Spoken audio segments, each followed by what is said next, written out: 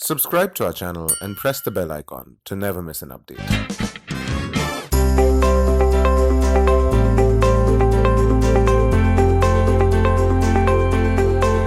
Hi, I'm Hello. Ramraj. Amazon is a global company.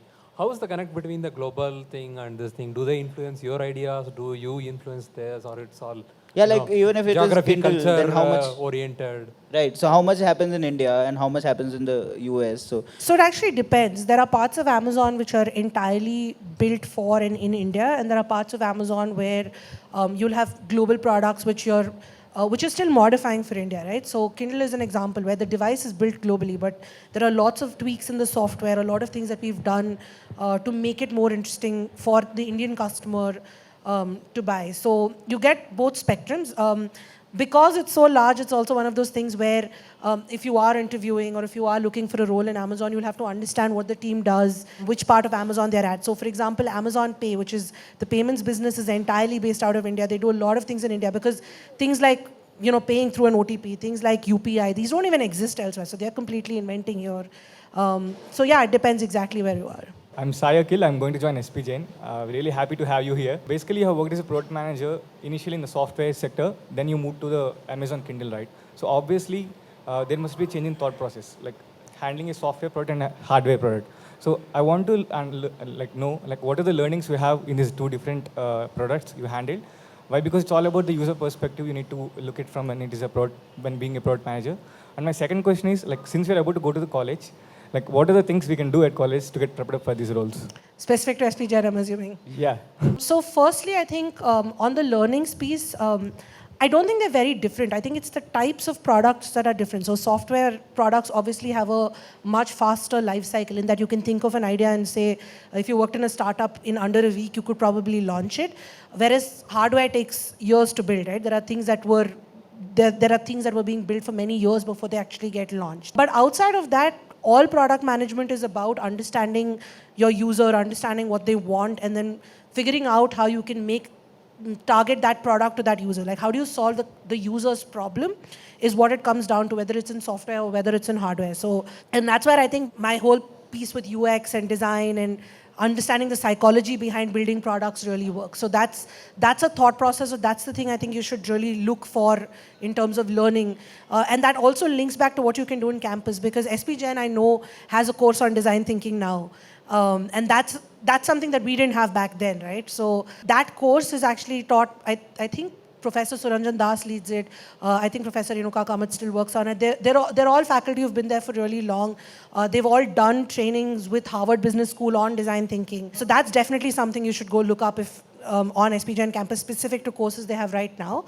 Other than that, having studied UX also, I can tell you that there's a lot in a marketing MBA that is very similar to what people learn in design school, because everything you learn in your market research class, for example, what marketers do as marketing research and what user experience designers or research do as user research are very similar. There are just some pieces of it which are slightly different. And if you're interested, if you go look me up on Medium, I've actually written about this on Medium at some point, so you'll be able to even find that article and get more perspective on that. Hi Divya, this is Sayan. I am highly excited and intrigued to know that after completing SPJN, you went to UC Berkeley. So I also have similar desire to go for dual MBA. So regarding this, I have two questions. One, how did you stand out? How did you grew up your profile so that you were accepted after SPJN? And second part of the question is the rationality behind this decision. Dual MBA, does it help? How does it uplift the profile or? Sure. So I will have to give you this caveat upfront that I didn't do a It's US not a dual MBA. MBA. So I don't know how much it'll change things if you went and did a dual MBA at this point. But the rationale of applying, frankly, was just that I really wanted to study what I wanted to study, right? So while I was 4 years into my career at the point, and while I had a good job, I had good prospects, and going back to school actually meant this whole thing of going back into debt and living like a student and doing all of that. It was a very conscious choice that I made. I did have a vague thought when I was passing out of my MBA that I might want to study again. but I didn't know what. I had this vague thought that maybe at some point, if I think of something interesting, I might try it. And because I went into product management and got interested in design, I found what it was that I wanted to study, and then I applied. So it was a little organic like that. So if you have the thought in your mind, I would definitely say when you're working, right, just work with every project that you do. Also think about what it is that it adds to your profile. Because if you were going to apply to an MBA again, especially in the US, they're looking for work experience. I know a lot of people from other classes at SP Gen, so like my senior batch, junior batch, who worked in TAS, for example, and then applied to Harvard Business School, and they've actually gone to Harvard Business School.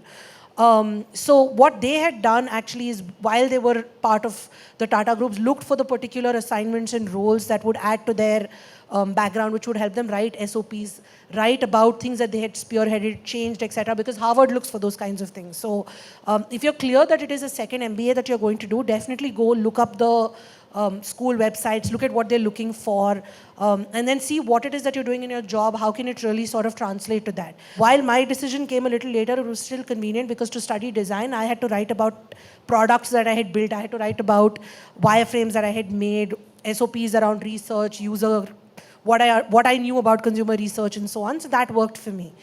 So that's what you should look at. You might also want to consider, instead of a second MBA, MIT, and a friend of mine from SP Gen has actually done this. MIT has a one-year course called a Masters in Management, which is for people who have MBAs from other countries specifically.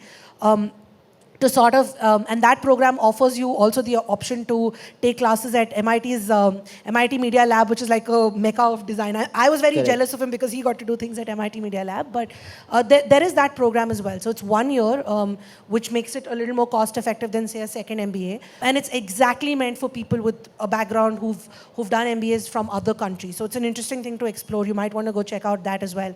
Incidentally, he also works for Amazon in operations. He was part of the Pathways program. He's still in the US, but that was what his career path worked out to after that program. Hi, Divya. Hi. As someone who loves my Kindle, it's really nice to connect with someone who's been associated with the product. My question is, even during my interviews, one of the things that I said was that someday I would like to write a book.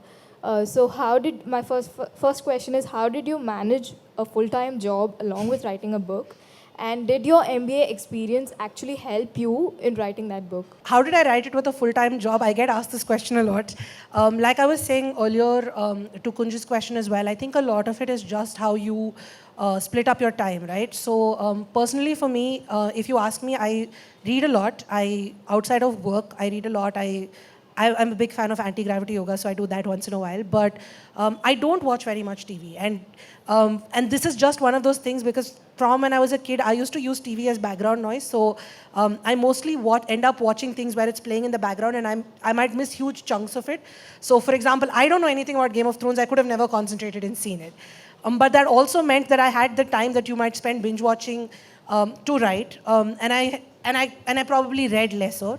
I also had a weird self-imposed deadline upon myself when I wrote the first version of my book because, like I said, I pitched this at Bangalore Lit Fest, and someone that I knew gave me this very good advice that you don't tell a publisher that you don't have a full book because they'll never trust you to finish it. So that whole handout and those chapter outlines were because I wanted them to think I had a book, and when they came back and said, hey, can you send us your manuscript? I said, yeah, sure, in about a week and a half, I can get it to you. I didn't have anything beyond one chapter, I swear. And then the next week and a half, which meant all weekend and every day after work, I sat and wrote. I wrote the entire thing out and sent a draft. And then it was an iterative process. I had to do a lot of editing and a lot of rewriting. Actually, I had to rewrite it twice before Penguin accepted it. But all of that was essentially done in my free time. So I had a lot of weekends where I did nothing. I would just sit at home and write all day. I'm lucky in that, obviously, I don't have children, so I don't have anything outside of myself and my husband. We didn't have anything else. And he was at the point starting up. He's an entrepreneur, so he was anyway busy doing his thing. So we would each sit in two different corners of the house. One person is sitting and trying to make packaging for essential oils, and the other person is writing a book. That's what happened. And going back to your question on how the MBA helped me, I think, again, right, it's just the discipline. It's just the thing with deadlines. I will tell you this, that at SP Gen campus, and I've written this in my acknowledgements, I have a professor, one of our marketing professors. He told me this, I think, in my first or second year. He used to be the dean of MICA at one point, Professor Anil Kulkarni.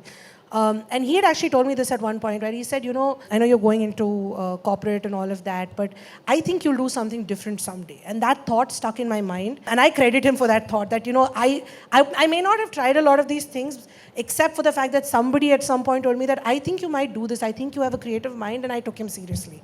So that's another thing where the MBA helped. And lastly, if it wasn't for the MBA, I don't think I would have gone to HT. If I hadn't gone to HT, I wouldn't have met my husband.